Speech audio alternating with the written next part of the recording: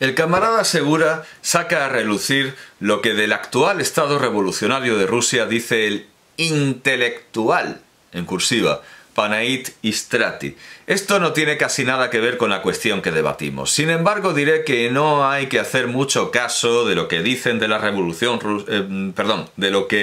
de la revolución rusa dicen los escritores interesados en negocios editoriales o al servicio de quien les paga. Panayit Istrati había estado al servicio del bolchevismo ruso. Ahora ignoro yo al servicio de quién está. Pues efectivamente lo ignora al servicio de quién, pero supone que está al servicio de alguien. Este tan traído y llevado Panayit Istrati empieza ya a oler mal. También lo pone en cursiva. Claro que empieza a oler mal. Se ha salido del tiesto. Yo no sé, pero, yo no soy racista, pero, no sé al servicio de quién está. Yo lo que sé es que los anarquistas, lejos de combatir las revoluciones progresivas y libertadoras, siempre las han alentado. Es decir, la Unión Soviética mola y los anarquistas deben defender a la Unión Soviética porque es una revolución progresiva, progresista y libertaria. Esto es lo que creen los anarquistas. Hay que defender la Unión Soviética de gente que está a sueldo de alguien, como Panayit Istrati. Y podría citar aquí, y lo haré en otra ocasión, el testimonio de nuestros maestros más relevantes, desde Bakunin a nuestros días. Hombre, estaría bien que lo hiciera en este momento. Bueno, pues resulta que en 1930 Panayit Istrati empieza a oler mal. Lo cita la correspondencia militar, se dice que está al servicio de alguien. Más prensa ideologizada. La Tierra, Madrid, 1932.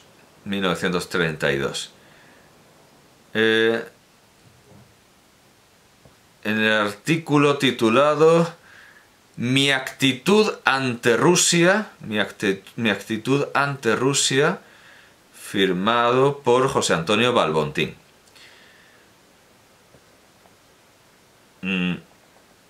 Aquí está. Esto es.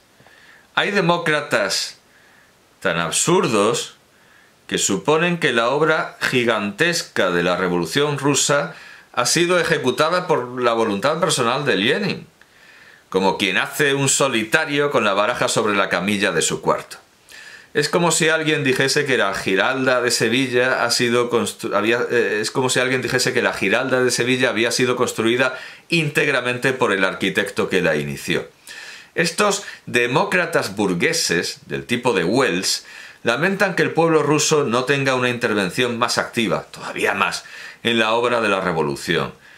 Y se imaginan que el pueblo inglés, por ejemplo, interviene más directamente en la actuación de su gobierno que el pueblo ruso. Hay, por otra parte, anarquistas tan extraños que no le conceden ningún valor a la tarea magnífica de la edificación del socialismo que se está llevando a cabo en Rusia, y suponen que por encima de todo está lo que ha llamado Panayit Istrati, y lo cita, la libertad individual de rascarse los piojos al sol. Es la misma postura de nuestro viejo iconoclasta Pío Baroja. Estoy dispuesto a respetar todas estas opiniones y cualquiera otra más dislocada todavía, pero no puedo compartirlas. Prefiero, desde luego, sin la menor vacilación, una sociedad creadora de trabajadores sin piojos, cualquiera que sea la disciplina a que tengan que someterse, 1000 veces mejor que una caterva de literatos aislados y piojosos. Bien, por lo menos aquí no dice que Istrati esté al servicio de alguien a sueldo de nadie, sino que simplemente lo mete en un corral con Pío Baroja como un anarquista excéntrico, extravagante y piojoso. Esto es ya en 1932. Llegamos a 1933 y esto va a ser muy interesante porque es un nuevo artículo en la Revista Blanca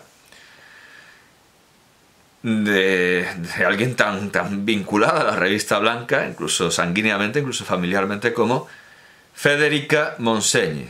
Entonces vamos a ver qué dice de Panaiti Strati en 1932, 14 de diciembre de 1933, periodo tan importante para Monsegni, 1933, en la revista Blanca, Federica Monsegni. No, esto no es el periodo revolucionario de la revolución según Pedro no, esto... no, un segundo. Pero sí, es en la primera página. Ya en la primera página sea... Ah, claro, porque viene el guión. No, sí, perdón. Panaiti Strati y Romain Rolland. Polémica sobre Rusia. Artículo en la revista Blanca de Federica Monsegni. El viaje a Rusia del autor de los Haiduks y la publicación de su libro Rusia al desnudo, eso suena más provocador, que no sé qué título se había dado, Rusia al desnudo, que tan furiosos puso a los comunistas, ha dado motivo para una polémica interesante alrededor de la Revolución Rusa y de muchas cosas que no son la Revolución Rusa, entre Panaiti Strati y Romain Rolland. Es preciso decir, sin embargo, que mejor que una polémica trátase de un diálogo un poco áspero, fatalmente pasional, dado el terreno a que han descendido ambos, entre Strati, calumniado ignominiosamente por los comunistas, y Rolland, que ha enajenado en absoluto su vieja conciencia libre, convirtiéndose en un súbdito servil del país que ha hecho una revolución, lo pone entre comillas, que ha hecho una revolución. Este fetichismo revolucionario, impropio del autor de Clérambault, le ha llevado a convertirse en defensor de los propios comunistas franceses, cuya grosería y cuya falta de escrúpulos corre parejas con las de los españoles. Acabo de leer una carta abierta de Strati, publicada en un periódico literario de París. Esa carta está aquí, esa carta está en esta edición de Linda Le. Esta misiva rezuma amargura, sentimiento, pasión. El pobre Strati, que vive trabajosamente en París, casi en la miseria, se ve tratado de agente de la policía rumana y de escriba al servicio de los gobiernos burgueses, por los que escriben en l'Humanité y en el propio Monde de Barbès. O sea, ya lo hemos visto, en España también se lo acusa de estar al servicio de alguien. Son estas líneas dirigidas al autor de Juan Cristóbal una invocación encendida a la dignidad del hombre y a la independencia del espíritu. Son un llamamiento a cuanto reste de puro, de alto y de noble en la conciencia de Romain Rolland, pidiéndole respeto para un hombre que cometió el error de seguir sus palabras y de prometerse a sí mismo ser fiel a la verdad y a la justicia. En esta polémica apasionada, de la que el motivo es lo menos importante, la nobleza, la gallardía, la lealtad, la entereza están de parte de Strati, que supo pasar por Rusia con los ojos abiertos y contar sencillamente al mundo lo que había visto. Es esta sinceridad completa, esta lealtad consigo mismo y con los otros, lo que los nuevos amos de Rusia no le perdonan. Y fieles a su política internacional, al procedimiento jesuítico utilizado con los hombres y las organizaciones que no les son afectas, no vacilan en dirigirle las injurias más soeces y en inventar las más absurdas calumnias. Intentan presentar al proletariado francés la imagen de un Strati tan distinto del hombre verdadero, tan reñido con la realidad simple de su vida, siempre trabajosa, aventurera e ímproba, que el propio Rolland, al hacerse cómplice de esta obra deshonrosa, se cubre de oprobio y echa un manchón imborrable sobre su prestigio arruinado. Prestigio arruinado, sí, desde el momento en que hipotecó la independencia de su genio, desde el instante que enajenóse a sí mismo el derecho al examen y a la crítica. Romain Rolland dejó de ser el hombre que era. Es decir, dejó de ser el símbolo de una conciencia libre que en él saludábamos cuantos le reconocíamos a través de esa silueta atormentada y generosa de Clermont, cuantos le veíamos leyendo entre líneas en las páginas inflamadas, construcción formidable de una vida y un carácter de Jean-Christophe, ese Juan Cristóbal que es la antítesis del hombre por series, de esa sumisión multitudinaria al Estado, de esa desaparición del individuo como personalidad propia, indivisible y soberana, origen y fin de la vida misma que representan Rusia y su malograda revolución. Este Roland de ahora, con el que se enfrenta dolorosamente su amigo de antaño, este Roland embrujado por el espejismo de un hecho revolucionario sin más trascendencia que haber cerrado el ciclo político de las revoluciones europeas, apenas le reconocemos. Le creemos adulterado, pervertido moralmente. Estimamos que es un Roland decrépito, reñido con la imagen rica y notable que habíamos concebido en el interior de nosotros. La voz ardiente de Istrati, que pasó por Rusia sin vendas en los ojos, y sintiendo chocar su sensibilidad humana, la potencia de una personalidad poderosa y libre con aquel mundo elaborado por una mentalidad de hierro, por una concepción automática de la vida y de los hombres. La voz ardiente de Istrati, que se sintió extraño y perseguido en la patria proletaria, porque en ella osó elevar la voz a favor de la verdad y de la justicia. ¿Cómo ha de resonar acusadora en los oídos del viejo pacifista, traidor a su propia esencia íntima, perjuro a las grandes fes que enseñó a 2 generaciones de hombres que aspiraban a ser libres? Estriba, quizá, en la emoción recóndita que entraña la singular polémica empeñada, el valor máximo de ella. Istrati no nos descubrió a nosotros mundo alguno.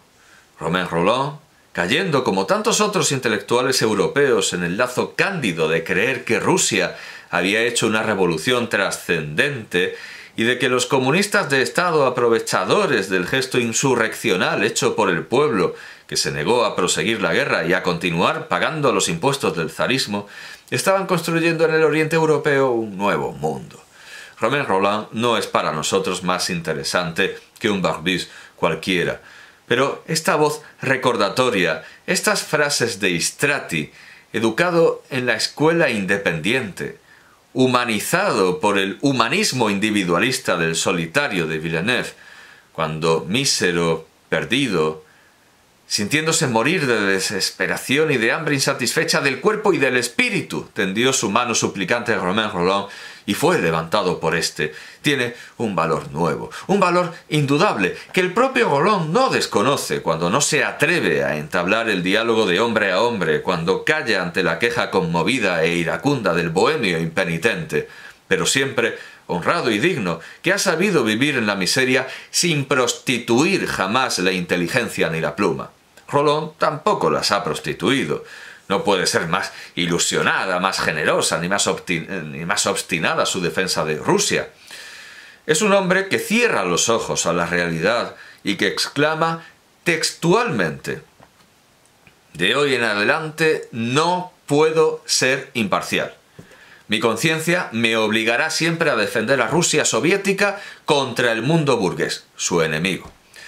Sin ni aun preguntarse cuál ha de ser la actitud de los hombres dignos del orbe, cuando la Rusia soviética tan vehementemente defendida pacta con los gobiernos burgueses, dialoga de potencia a potencia con la Alemania hitleriana y la Italia fascista, mientras sus presidios y su Siberia están llenos de obreros rebelados contra los burócratas que esquilman en nombre del comunismo al pueblo ruso, como antaño lo esquilmaban a nombre del zar de todas las Rusias.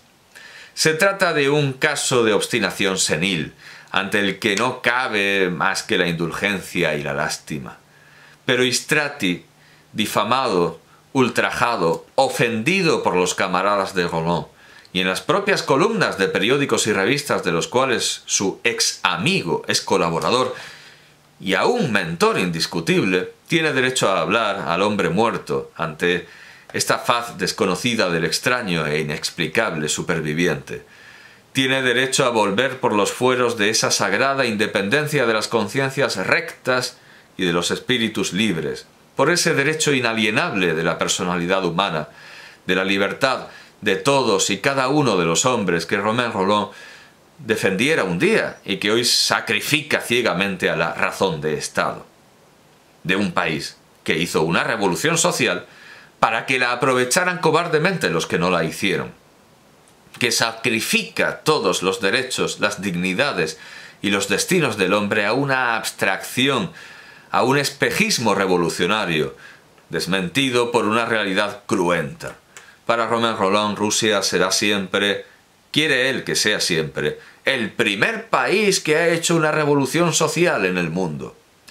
Para Istrati y para nosotros, Rusia continúa siendo un pobre pueblo que intentó libertarse mediante un esfuerzo sobrehumano y que vio perdido este esfuerzo por la obra nefanda de los que en Moscú, como en Roma y como en Berlín, deshonran a la especie humana sometiéndola a esa quinta esencia del principio autoritario, de la tiranía omnímoda, del despotismo moderno, que se llaman indistintamente fascismo, nacionalsocialismo o comunismo de Estado.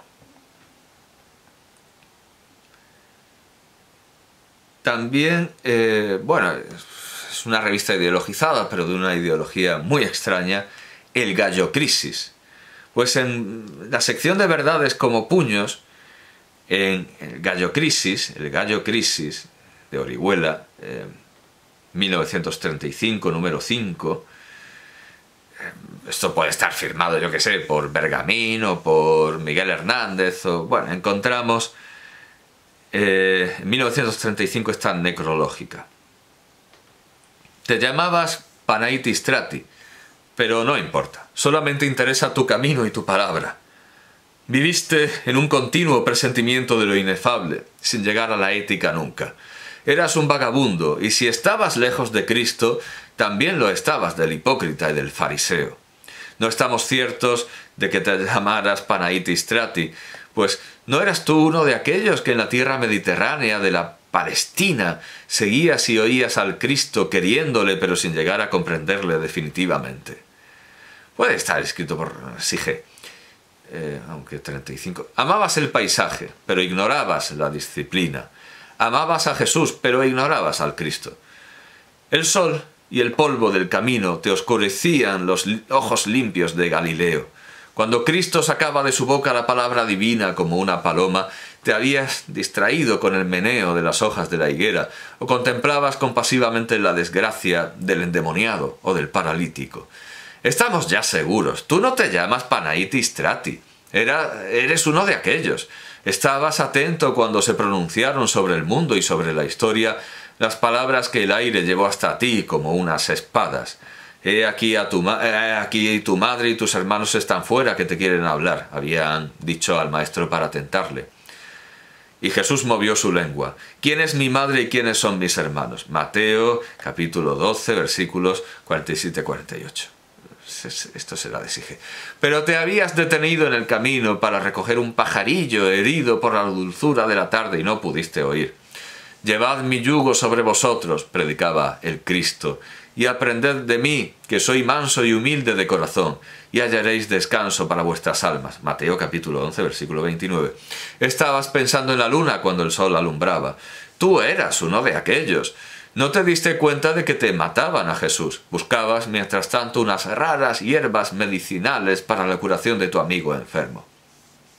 Cuando te anunciaron la muerte del Maestro, volviste el rostro pálido para decir a tu interlocutor: la culpa de lo que ocurre está en nuestro corazón y no está en los sistemas. Repetías un constante pensamiento del Cristo. Eras uno de aquellos. Tácito, cuando el cristianismo se acerque a Roma, condenará vuestros excesos, que son siempre, como fue en tu caso, oh vagabundo, los excesos del corazón. Comenzaste de nuevo a andar. Hoy has muerto, cuando la primavera se abría, casi cuando los malos cristianos conmemoraban la muerte de él. Tú eras el más distraído, el que pudo llegar con mayor atención espiritual al corazón del Maestro. Como él enseñaba a rezar con sus mismas palabras, pedimos tu perdón. Padre nuestro que estás en los cielos, santificado sea tu nombre, venga tu reino, sea hecha tu voluntad como en el cielo, así... Sí, se mete aquí el Padre Nuestro entero. Mateo, y encima da el versículo, da los versículos en los que en el Evangelio, según San Mateo, está el Padre Nuestro. Una última constante duda nos asalta. ¿Acaso seas Panaitis Strati y no uno de aquellos? Pero Panaitis Strati ha escrito: el mundo puede vivir sin caminos, sin palacios, sin electricidad, incluso sin higiene corporal, pero no puede vivir sin almas limpias. Hasta aquí las palabras de Strati, sigue este editorial, estas verdades como puños. Poco importa cómo se llame, era un vagabundo, que se fue cuando la sangre viene y la flor y el pájaro. Si eres Panaitis Strati, y no uno de aquellos, que el Señor también te haya acogido en su seno. 1935 también, esto era, bueno, claro, otra necrológica, claro, por supuesto. Otra necrológica, en este caso en La Voz, 18 de abril de 1935, donde viene una fotografía de el gran escritor rumano Panaitis Strati ha muerto en Bucarest. Hay una fotografía suya y se acaba hablando de Romain Rolland. Romain Rolland hizo el prólogo del primer libro de este escritor, publicado por las ediciones Reader. Rolland refería el trágico hecho de que el novelista Nobel acababa de ser protagonista y lo bautizó como el Gorki balcánico. Su sombría exaltación de revolucionario, su estilo áspero, nervioso y rudo, lo emparentaban también con Vallès, con Gilles Vallès, del que también he hablado y también tengo en esta biblioteca. Panaitis Strati era también muy estimado entre los intelectuales españoles. España marítima y pesquera. Mayo de 1935. Se nos presenta un libro de Martínez Torres con los griegos pescadores de esponjas y se nos recuerda que Panaitis Strati, el escritor recientemente fallecido, nos legó un tesoro de emoción con sus narraciones a trechos biográficas sobre la existencia de los pescadores de esponjas en las costas e islas del Próximo Oriente. Bueno, pues en las revistas de pesca se lo sigue recordando entre los admiradores de los pescadores de esponjas. Volvamos a la revista blanca. Aquí hay una larga necrológica de Henday. Bueno, una larga, son 2 páginas. Panaitis Strati y el drama de la amistad. Nota de la redacción. La muerte de Strati, sobrevenida cuando este artículo ya estaba escrito, claro, no es una necrológica, pero accidentalmente funge como tal. Ya estaba escrito, no le quita actualidad. Lo publicamos como un juicio casi definitivo sobre el novelista rumano que acaba de morir. Panaitis Strati y el drama de la amistad. La conversión de Panaitis Strati no es cosa nueva.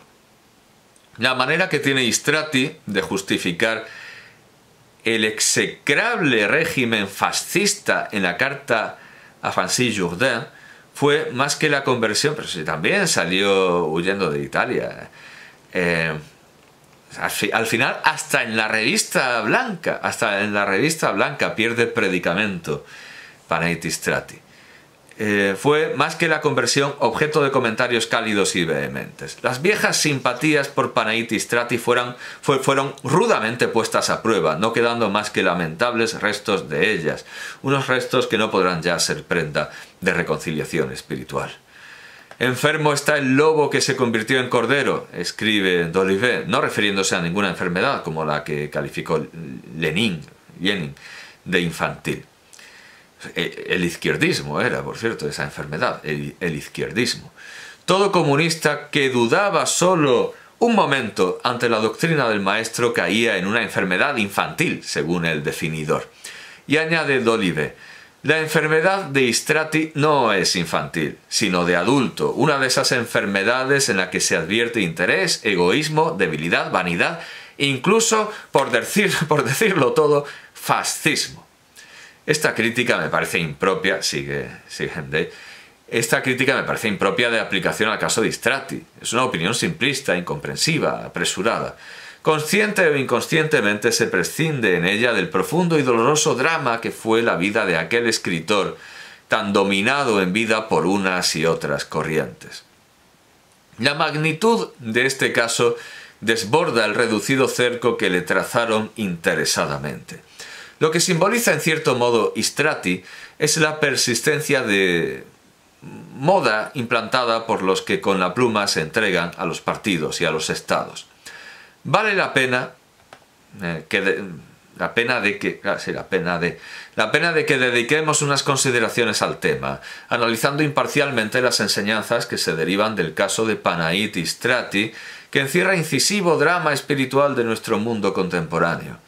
No deja de ser asombrosa la aventura de Panaït Istrati.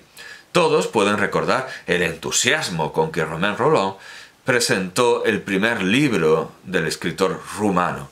Era este fotógrafo ambulante y trató de suicidarse. Conducido a un hospital después del intento de suicidio y esperando la muerte, halló la gloria.